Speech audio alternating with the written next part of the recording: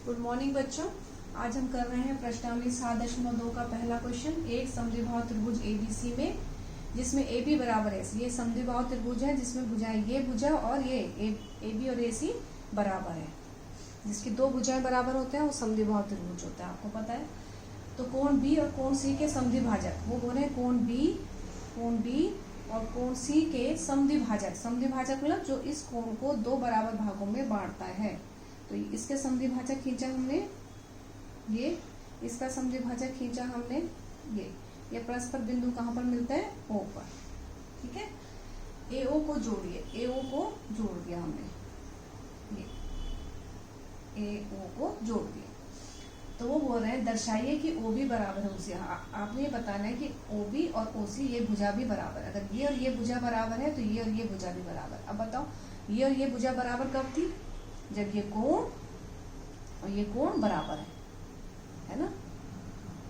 ठीक है, अगर ये भुजा बराबर होंगे तो ये कोण भी बराबर होंगे। ऐसे ही अगर ये कोण बराबर होंगे तो ये भुजा भी बराबर हो जाएगी। ठीक है, तो हमें करना है त्रिभुज ABC में AB बराबर है AC।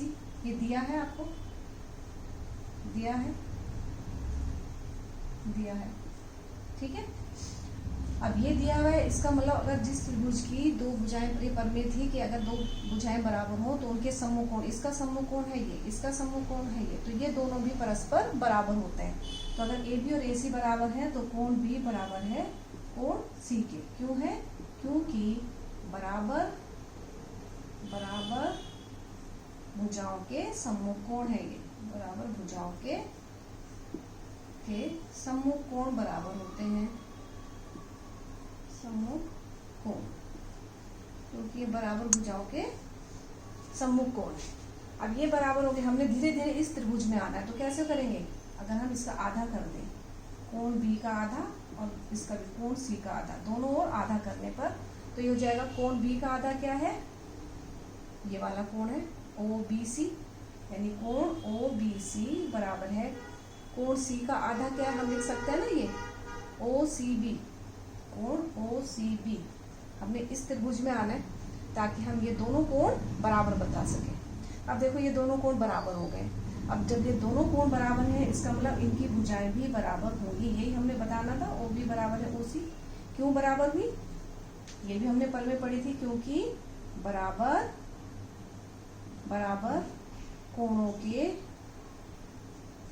कोणों की सम्मुख भुजा,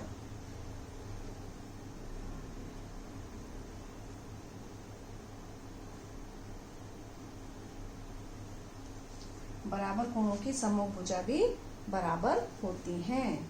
तो बराबर की सम्मुख भुजाएं हैं ये। ठीक है, अब देखो पहला भाग हो गया। अब दूसरा भाग करना है AO जो है कोण A को समद्विभाजित करते हैं, वो बोल रहे हैं।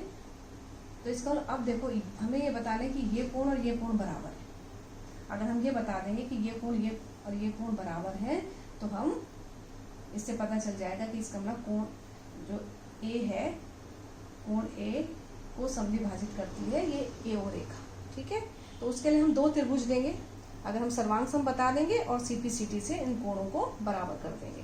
तो हम ले रहे हैं दूसरा भाग। अब देखो दोनों कोण, एक कोण ये और ये दोनों कोण त्रिभुज हो गई। ठीक है, त्रिभुज ABO और त्रिभुज ACO में। ठीक है, इन दोनों त्रिभुजों को हमने सर्वांग सम करना है। ये सर्वांग सम अब तक आपको आ गया होगा। अब इन दोनों त्रिभुजों में देखो, ये सब इन दोनों त्रिभुजों में क्या समान होता है? तो AB और ये AC बराबर है, AB बराबर है AC, दिया है, ये दिया है। दूसरा और देखो, अभी हमने ऊपर सिद्ध किया OB बराबर है OC, है ना। OB बराबर है OC भाग 1 से, इसमें भाग 1 लिख लो, भाग 1 से, या ऊपर सिद्ध किया है भी लिख सकते हैं। दो तो हो गए, अब तीसरा और क्या करेंगे? एक कॉमन भुजा है, देखो दोनों में उभयनिष्ठ है, AO बराबर है AO, उभयनिष्ठ भुजा। दोनों त्रिभुजों में ये भुजा क्या है? कॉमन है, उभयनिष्ठ भुजा है ये। अब हमारे पास तीनों आ गया। तो ये कौन सा हो गया, हमने तीनों भुजाएं से ये सर्वांग कर दिए दोनों त्रिभुजों को। तो इसलिए त्रिभुज ABO सर्वांग सम त्रिभुज ACO, ये दोनों त्रिभुज सर्वांग सम हो गए। अब ये किस नियम से हुए, ये SS सर्वांग समता नियम, सर्वांग समता नियम से।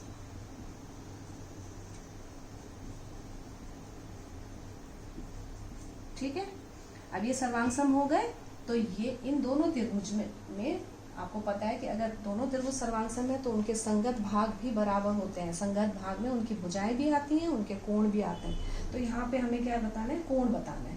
तो इसका मतलब ये कोण इम्प्लाइज का साइन है कोण BAO। इस त्रिभुज में पढ़ेंगे इसको BAO और इस त्रिभुज में पढ़ेंगे CAO, बराबर है कोण CAO। किससे है, CPCT से, CPCT द्वारा या CPCT से। अगर ये बराबर है, अगर ये दोनों कोण बराबर है, इसका मतलब क्या है, AO जो है, तभी तो समझी भाजित हुए जब AO को कोण AO कोण A को समद्विभाजित करता है, समद्विभाजित करता है। ठीक है, ये प्रूव